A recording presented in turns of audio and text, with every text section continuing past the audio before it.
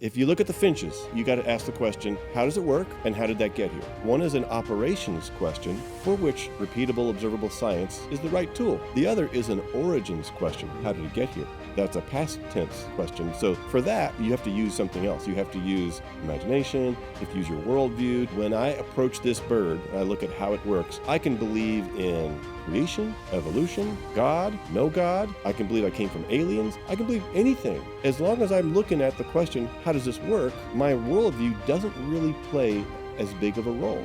But as soon as I start asking the origins question, how did this thing get here? Now I'm filtering everything I see through what I already perceive and believe. Welcome to the Creation Today show, where we bring together interviews with experts and solid Bible teaching. Your host, Eric Hovind, affirms the ultimate authority of God's Word, the truth of creation, and why it matters to you. Do you remember where Charles Darwin supposedly developed his theory of evolution? 5 points if you thought the Galapagos Islands. Do you remember what animal he was looking at to develop his ideas? 10 point if you got finches. Darwin's finches from the Galapagos Islands set up this idea of evolution. But what if what Darwin really saw was incredible evidence of an intelligent designer? Some amazing design features. We're going to be talking about that along with some other great information with my friend, Dr. Brian Thomas. Dr. Thomas, how you doing, sir? Eric, I'm doing great. I'm happy to be here. Man, I got to tell you, hanging out with you, I learn so much about the truth about creation, the science behind it. We are discovering some amazing things. I've heard as I argue with people online, as I have lovely conversations with people online, that no, evolution. Yeah, thank you. That's me arguing. I love it. That evolution is a change in allele frequencies over time. And we were having a conversation while we were on campus talking to students in between that and after that about what that really means and is that really possible. So I want to open up this world of genetics and find out, do any of the pillars of evolution still stand? Do any of the things that evolution has been holding to and supporting itself with, do any of them still stand? So let's jump off and start taking one thing at a time here. I kind of don't even know where to start. There's so many places we can go, but evolution is a change in allele frequencies over time. Okay. What's the reality of that? So what's an allele?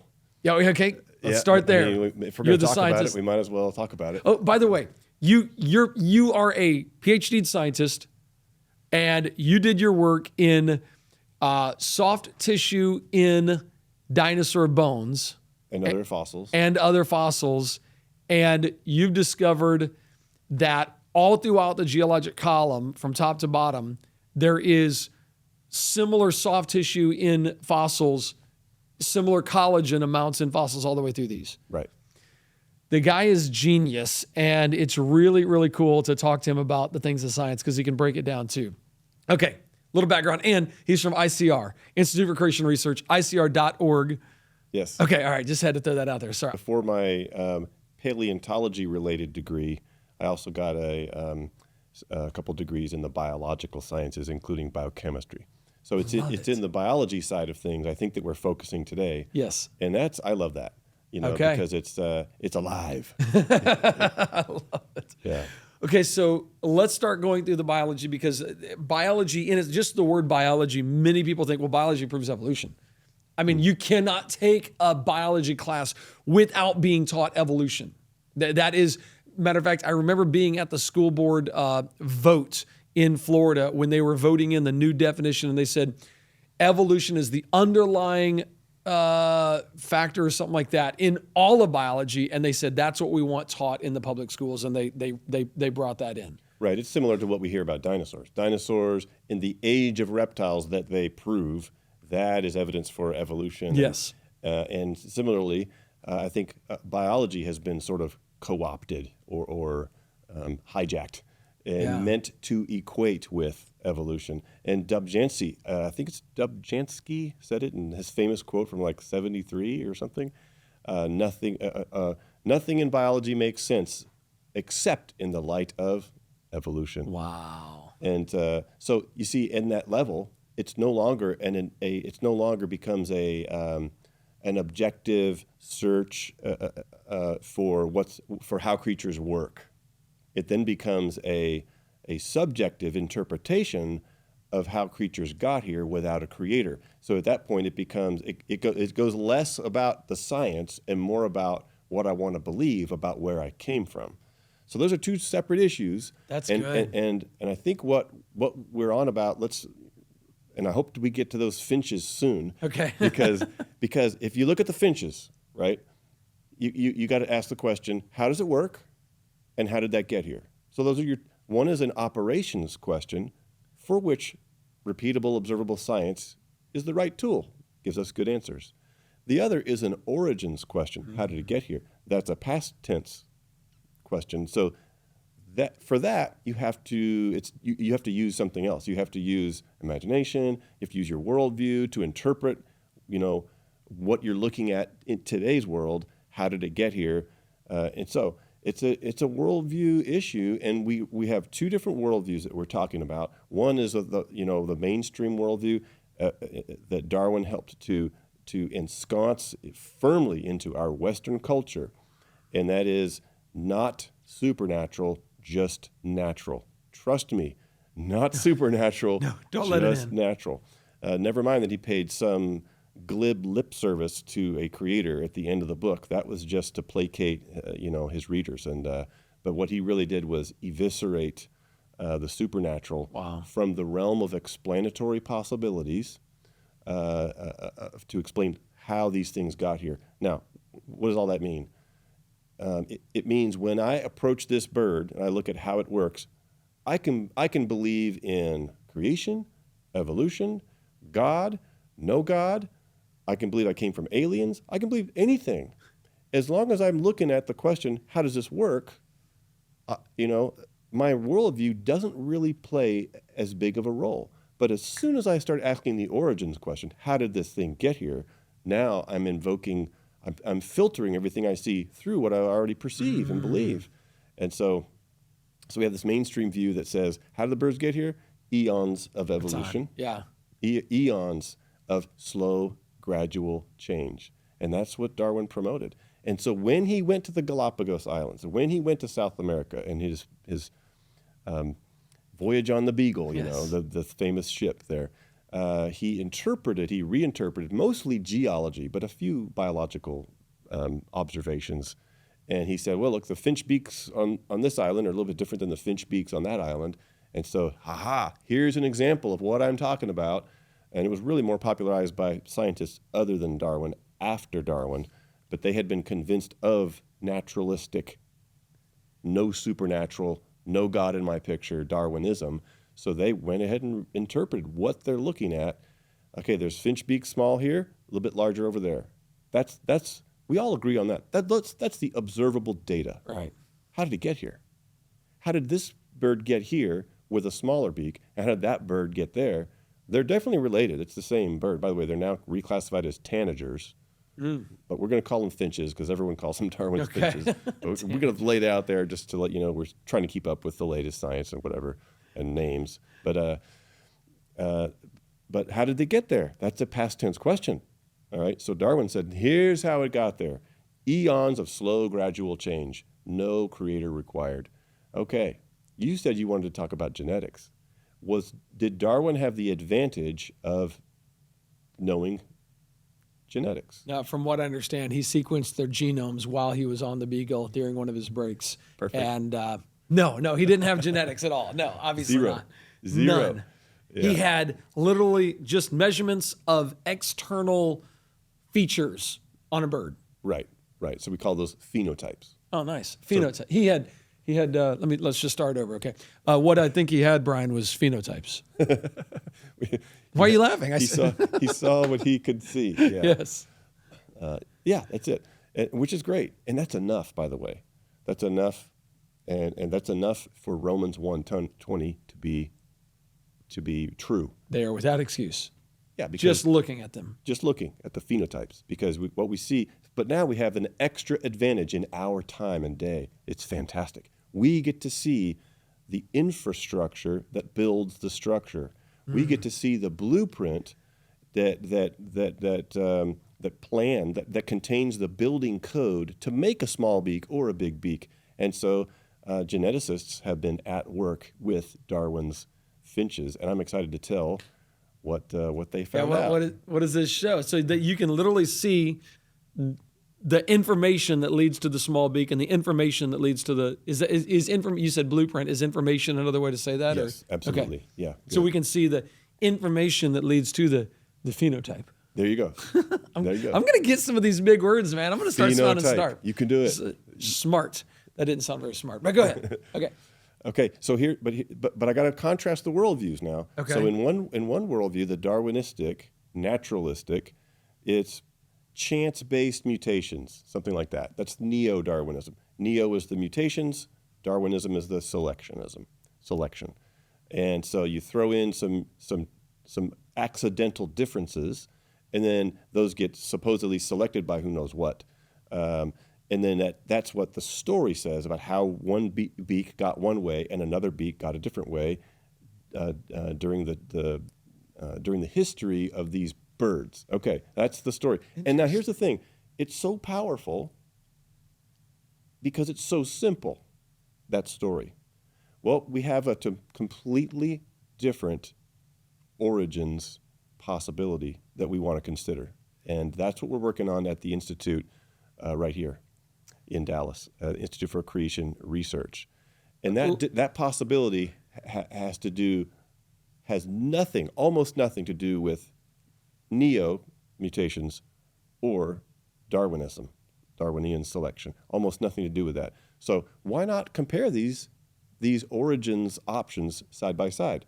Can we do that for a minute? Yeah, I'm fascinated by it. I mean, you're literally saying that the data that's coming in now, the science that we're seeing now that we can do is showing neo-Darwinism, mutation, evolution isn't necessarily what led to the big beak and the little beak, let alone all the animals, coming from a simple-celled creature.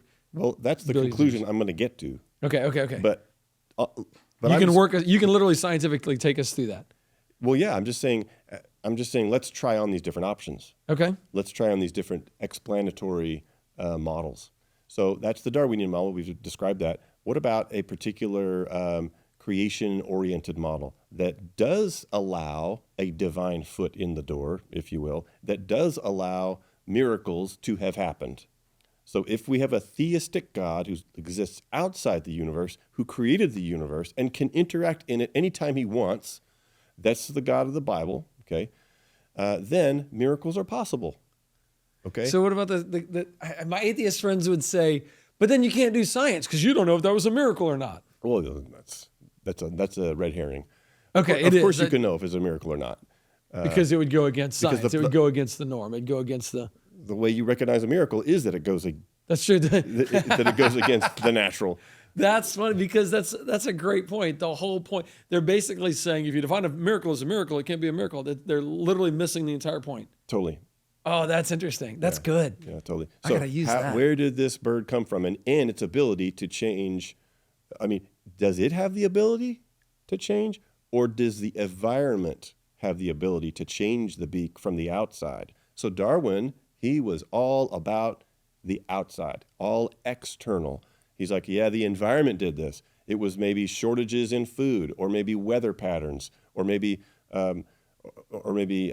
predators, influences from the outside that forced these creatures to adapt over time through chance-based. Okay. In contrast. Let's try on this model and see if it fits the new genetics data that are coming in that I'm about to describe. What about this idea that the originally created birds were endowed by their creator with the inalienable right to adjust their own beaks by themselves, and equipped these creatures with the tools necessary to develop from within these little eggs either big beaks or small beaks. And they're not that much bigger, they're not that much smaller, but this is a possibility that we ought to at least see if it fits the data. I think. What if the animals are endowed by their creator, these finches are endowed to create either big or small? Like they have the They information. make the adjustment from within themselves. I mean, that's a logical possibility in a theistic universe. I grant it. That's okay. That would make sense. A God could program something that has that ability. Now, how would we test and see if that's what we're looking at? One good way is genetics, because the programming would mostly entail the genetics, the genes. And so, as biologists do great quality work in observing and asking and answering the question, how does this work? Regardless of worldview, they're pulling in good answers. Okay. And these good answers are leaning toward a more creation-friendly option for the answer to the question, how did it get here? Here's where I'm going with this. They tested the genes that they looked for. Are there genetic differences between the bird with the big beak and the bird with the small beak? Is there a genetic? Okay. And they found a gene. There's an allele. There's two different versions of this gene that helps the developing baby bird develop a thicker beak. Then a different team found another gene that helps the developing the baby bird develop a longer or shorter beak. And so, what does that mean? So they're finding genes, and these genes have slightly different versions of each of the same gene. Okay, different version of the same gene. That's our textbook, our old definition of an allele. It's actually more complicated than that, but we do have genes. There are some alleles that just reduce to that, okay? A different version of the same gene. Does that make sense? It does. So I'm thinking back to what I learned in school, and I don't know if this means it's changing or not. What I learned is you have your genes from your mom, have your genes from your dad, and so the most you would know the word, but the most like the blue eyes are the dominant gene takes over a recessive gene, and so that's what determines whether they have the short beak, the long beak, the thick beak, the skinny beak. That's what you're talking about? Okay, that's a Mendelian, named after Gregor Mendel. That's a Mendelian inheritance pattern. Okay. And it doesn't describe most traits. Really? But it does describe his pea plants, the traits in his pea plants. Okay, so most traits are phenotypes. Our new word for the day. Yeah, our phenotypes, the phenotypes of the peas and the finches. Determined through other inheritance patterns, where you might have. There's one inheritance pattern where the higher the number of genes gives you that are expressed. So it's not like dominant and recessive. It's like this one's turned on, but the other 5 are turned off. Oh, so the skinny beak and the thick beak and those genes are all in there. Is that? Forgive me I'm trying to follow this. Well, I got distracted by the Mendelian inheritance. Okay. Thing. So let's go back to the beaks. Okay. So what? Yeah. So those of our listeners who have heard about dominant and recessive inheritance patterns, yes, that's exactly what we're talking about. But that's just baby step genetics, okay? And what I was trying to say there was there are many other inheritance patterns where different genes combine in different ways to ultimately give rise to a trait as it develops from an egg, okay? Okay. So there are genes. Now, when they discovered this gene for beak thickness, when they discovered this other team, a gene for, and these discoveries are coming out just within the last 10 years. So maybe some of these 5 years ago, something like that. It's just now coming out. It's really exciting. What that tells us is that you don't need any finches or tanagers to die. There's no survival of the fittest here. It's just you need some of these to have one version of the gene, one allele, to be expressed, and others have another allele to get expressed. Okay, no death of the unfit required. In other words, the genetics are showing that the different alleles that help determine the different beak shapes and sizes those are already embedded in the creature, exactly consistent with what the creation-based model would predict, saying, what if God endowed these creatures with the blueprints to deploy these different trait options for different reasons at different times? We don't know. Maybe it's random, maybe it's not random. Let's investigate that. This is an exciting new era of biology, and we're thinking along the times of engineered biology, and we're thinking in terms of we've been looking for mutations to explain everything in biology for the last 100 years, and guess what? They don't explain anything but diseases. Wow. We need to look elsewhere, and these evolutionary biologists are finding almost by accident, oh, this is not happening by death of the unfit. It's happening because the options are already in there. Alleles. Alleles are already in there. So it's almost like when Darwin said, oh, mutations cause this, it's almost like when we followed that, that stopped us from doing the science that they're doing now to be able to actually discover what is causing it. We kind of almost put science on pause for a little while. Does that? Well, I mean, technically, Darwin didn't know about mutations because that's a genetics. So genetics came after Darwin. So it was the post-Darwin followers that introduced mutations as what did evolution, what produced it. So Darwin, we call that Darwinism, the selection part. But then the neo-Darwinism came in the 1920s and 30s. Okay. And that's where they said, let's have our difference generator be these accidental random copying mutations. errors. Yeah. And we're learning there's the random mutations, the random copying errors are what bring diseases. They're not what are responsible for the changes that they were trying to say that they were responsible for. By and large, they're not. Okay. So most of these adaptive differences in what do I mean by an adaptive difference? I think that a smaller, thinner beak, or a thicker, longer, larger beak, something like that, those are adaptive differences. Okay, so one beak option might be better suited to exploit a particular food source than the other beak option, and the other beak option has its own niche, and that helps these two birds who came from the same family, maybe not that long ago, to actually live in the same place and eat slightly different foods so that they can coexist. Niche partitioning is, I think, one of the phrases that ecologists use for that. So in other words, the bottom line here, as we're seeing it, is, the genetics, now that we're sequencing these genomes and trying to look for, okay, are there any patterns in the genes that match the phenotypes that we're seeing, these differences? And they're finding, these guys have this version of the gene, those guys have that version of the gene. And they both can still interbreed, and when they crossbreed, their offspring deploy the same set of differences. So they might have a clutch of eggs that hatch, and you might have some of the babies have the smaller beak, some of the babies have the bigger beak. It's genetics.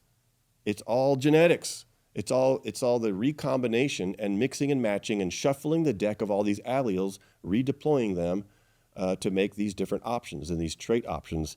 So that's one. So that's one way that we can discern between these two models. So the one model is random, nature only. The other model is they were endowed with these options and blueprints. Okay, what are we finding? We're finding the genetics that confirm the blueprints. What else are we finding? They're not dying necessarily. They can deploy these trait options just like that without dying. So there's no death of the unfit. That was part and parcel of the selection that Darwin described. To go from little beak to big beak, it was, if I remember correctly, the dry season, they didn't have the fruits, all they had was the nuts. Skinny beak died, big beak survived. Yeah, more of the skinny beak died. Right. Than did the big thick beak to survive the drought season. And that's where the changes were happening. Yeah, but then it bounced right back. Yeah, and then it went back. And so did the environment, did the lack of availability of food kill off a bunch of finches? They are assuming that it did. That's true. Because that's what the model describes. Before we're even approaching the data, before we even collect the data, we're assuming these guys the thin beaks are no longer around because they must have died off because their beaks couldn't penetrate these seeds. But maybe it's not that. Maybe it's maybe it's just because. Well, here's a crazy one. If the creator is a super hyper genius, he might have even given these animals the ability, these mothers and fathers, the parent animals, the ability to detect factors like calories, food availability, and to send messages to the developing babies to develop in a certain trajectory, certain traits that actually fit and meet the needs that are required or better suited to the particular. In other words, are these creatures actually, could it be that they're not only designed to deploy these different trait options, but to deploy them in a way that better suits the environment that the parents experienced? Wouldn't that be, how would we test for that? Drum roll. I wouldn't bring it up if it wasn't actually happening.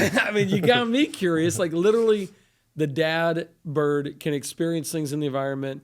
When he fertilizes the egg, you're saying somehow his experiences are going to help direct how the baby chick develops. Yeah, and so this is a whole new field, and some of the messages that go from parent to germ cell, sperm or egg, some of those messages are encoded onto the DNA by epigenetic markings. Epigenetic, it's like these markers that ride on top of the genetics, the genes, on top of the genes, to shut them down so that the baby, as it's developing and unfolding and accessing its DNA that it just inherited, it's shut down. It's like epigenetics are like a paper clip clipped onto pages of an encyclopedia. And as the bird is opening the page of it, it's like, I need this information, I need that information to develop this feature or that feature, or to build a mitochondria, or to make this protein or that protein. It runs into the paper clip and goes, oh, I'm not going to need this part. And it saves that information for another generation. So it's still in there, but it just skips it. It skips it, and it's sequestered by the epigenetic patterning that it inherited. So not only do these creatures inherit their genes, raw genes, but they're also inheriting epigenetic markings that help to regulate which genes are accessed at what times. Another exciting discovery along these lines is RNA. This is just discovered like 4 or 5 years ago, and there's a huge field opening up now where there's actual RNA molecules that get transferred into the egg cell straight from the mother, into the sperm cell straight from the father. And then that RNA, once it reaches inside that germ cell, it gets reverse transcribed back into DNA, and it becomes part of that next generation. So we are actually inheriting, birds are, fish are, mice are, all these studies showing these creatures are inheriting not just, the same blueprint that its parent had, plus a few mutations. Like that's what I grew up believing. That's what I'm thinking. Taught. Yep. But they're also inheriting messages directly from the parents, and even some of these secret codes. Hey, honey, I just want you to know this about your mother. but it's literally putting in. But think. Yeah. I'm wondering how would they know this? How would you figure that out? How would you figure out that, it's not just giving what I learned, half the DNA from mom, half the DNA from dad, and then the mutations, and then, progressive recessive. It's actually adding more data to that based on its life experience. Yes. Based on the... Yes. And the addition of the data from its life experience requires its own suite of cellular mechanisms that also must have been put in place by our great creator, the Lord Jesus Christ, from the very beginning.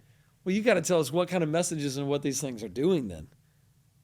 Oh, there's one experiment that's now pretty famous with the mice, and exposed to okay, the parents were exposed to shock treatment. Oh, that's Yeah. poor PETA. They don't. When they were given a certain smell, odor. And so every time they sniffed this odor in the little mouse box, they gave them a shock.